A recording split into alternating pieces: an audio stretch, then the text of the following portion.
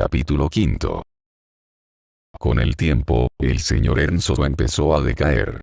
Había sido un hombre recio y sano, pero cuando sus fuerzas le abandonaron y se vio obligado a pasarse la vida al lado de la chimenea, se volvió suspicaz e irritable. Se ofendía por una pequeñez, y se enfurecía ante cualquier imaginaria falta de respeto. Ello podía apreciarse especialmente cuando alguien pretendía ser a su favorito objeto de algún engaño o de algún intento de dominarle. Velaba celosamente para que no le ofendieran con palabra alguna, y parecía que tenía metida en la cabeza la idea de que el cariño con que distinguía a Heathcliff hacía que todos le odiasen y deseasen su mal. Esto iba en perjuicio del muchacho, porque como ninguno deseábamos enfadar al amo, nos plegábamos a todos los caprichos de su preferido, y con ello fomentábamos su soberbia y su mal carácter. En 2 o 3 ocasiones, los desprecios que Hindley hacía a Heathcliff en presencia de su padre excitaron la cólera del anciano, quien cogía su bastón para golpear a su hijo, y se estremecía de furor al no poder hacerlo por falta de fuerzas. Finalmente, el párroco, porque entonces había aquí un cura que se ganaba la vida dando lecciones a los niños de las familias Linton y Earnshaw y labrando él mismo su terreno, aconsejó que se enviara a Hindley al colegio, y el señor Earnshaw consintió en ello, aunque de mala gana, ya que decía que Hindley era un obtuso y no se podía sacar partido de él, hiciérase lo que se hiciera. Yo, dolida, viendo lo caros que el señor pagaba los resultados de su buena obra, esperé que así se restableciese la paz. Me parecía que los disgustos familiares estaban amargando su vejez. Por lo demás, hacía cuanto quería, y las cosas no hubieran ido tan mal a no ser por la señorita Catalina y por José, el criado. Supongo que usted le habrá visto era, y debe seguir siendo, el más odioso fariseo que se haya visto nunca, siempre pronto a creerse objeto de las bendiciones divinas y a lanzar maldiciones sobre su prójimo en nombre de Dios. Sus sermones producían mucha impresión al señor Earnshaw, y a medida que éste se iba debilitando, crecía el dominio de José sobre él. No cesaba un momento de mortificarle con consideraciones sobre la salvación eterna y sobre la necesidad de educar bien y rígidamente sus hijos. Trataba de hacerle considerar a Hindley como un reprobo, y le contaba largos relatos de diabluras de Heathcliff y Catalina, sin perjuicio de acumular las mayores culpas sobre esta, con lo que creía adular las inclinaciones del amo. Verdaderamente, Catalina era la niña más caprichosa y traviesa que yo haya visto jamás, y nos hacía perder la paciencia 1000 veces al día. Desde que se levantaba hasta que se acostaba, no nos dejaba estar un minuto tranquilos. Tenía siempre el genio pronto a la disputa y no daba nunca paz a la boca. Cantaba, reía y se burlaba de todo el que no hiciese lo mismo que ella. De todos modos, creo que no tenía malos sentimientos, porque cuando hacía sufrir a alguien mucho, se apresuraba a acudir a su lado para consolarle. Pero tenía hacia Heathcliff un excesivo afecto. No podía aplicársele castigo mayor que separarla de él, a pesar de que siempre estaban riñéndola por su culpa. Cuando jugaba, le gustaba hacer de señora, y usaba las manos más de la cuenta para imponer su autoridad.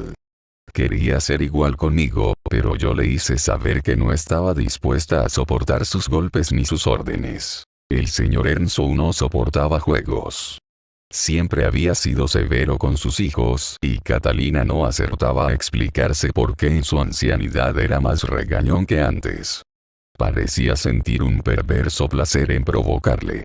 Era más feliz que nunca cuando todos la rodeábamos reprochándola, porque podía mirarnos replicándonos con mordacidad, haciendo burla de las piadosas invocaciones de José, buscándonos las vueltas y, en suma, haciendo lo que más desagradaba a su padre.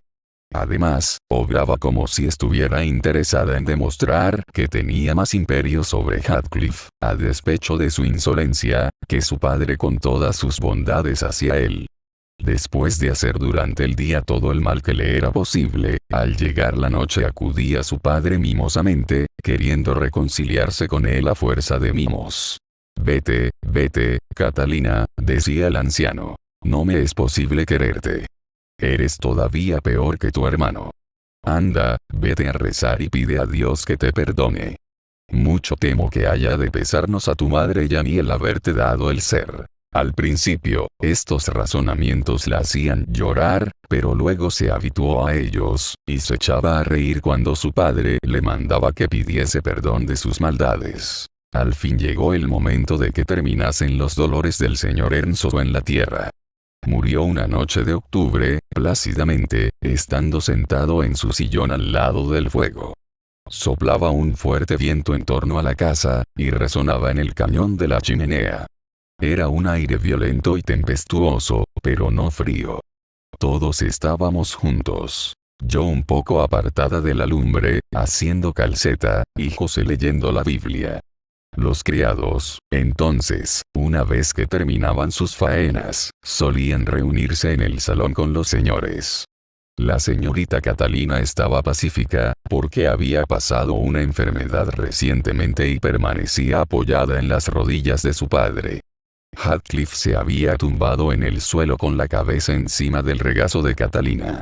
El amo, según recuerdo bien, antes de caer en el sopor de que no debía salir, acariciaba la hermosa cabellera de la muchacha, y, extrañado de verla tan juiciosa, decía: «¿Por qué no has de ser siempre buena?». Ella le miró, y riendo, contestóle: «¿Y usted, padre, por qué no había de ser siempre bueno?». Después, viendo que se disgustaba, le besó la mano y le dijo que iba a cantar para que se adormeciese. Empezó, en efecto, a cantar en voz baja. Al cabo de un rato, los dedos del anciano abandonaron los cabellos de la niña, y reclinó la cabeza sobre el pecho. Mandé a Catalina que callara y que no se moviera para no despertar al amo. Durante más de media hora permanecimos en silencio, y aún hubiéramos seguido más tiempo así, a no haberse levantado José diciendo que era hora de despertar al señor para rezar y acostarse. Se adelantó, le llamó y le tocó en el hombro, mas, notando que no se movía, cogió la vela y le miró. Cuando apartó la luz, comprendí que pasaba algo anormal. Cogió a cada niño por un brazo y les dijo, en voz baja, que subiesen a su cuarto y rezasen solos, porque él tenía mucho que hacer aquella noche antes de retirarse. «Voy primero a dar las buenas noches a papá», dijo Catalina. Y le echó los brazos al cuello, antes de que pudiéramos evitarlo. Comprendió enseguida lo que pasaba, y exclamó: «Oh, ha muerto, Heathcliff. Padre, ha muerto», y ambos empezaron a llorar de un modo que desgarraba el corazón. Empecé también a llorar.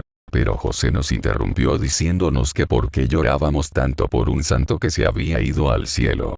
Después me mandó ponerme el abrigo y correr a Gimerton a buscar al médico y al sacerdote. Yo no podía comprender de qué iban a servir ya uno ni otro, pero, no obstante, salí presurosamente, a pesar de que hacía una noche muy mala. El médico vino inmediatamente. Dejé a José explicándose con el doctor, y subí al cuarto de los niños. Habían dejado la puerta abierta y no parecían pensar en acostarse, aunque era más de medianoche, pero estaban más calmados y no necesitaban que les consolase yo. En su inocente conversación, sus almas pueriles se describían mutuamente las bellezas del cielo como ningún sacerdote hubiera sabido hacerlo. Yo les oía llorando y agradecía a Dios que estuviéramos allí los tres, reunidos, seguros.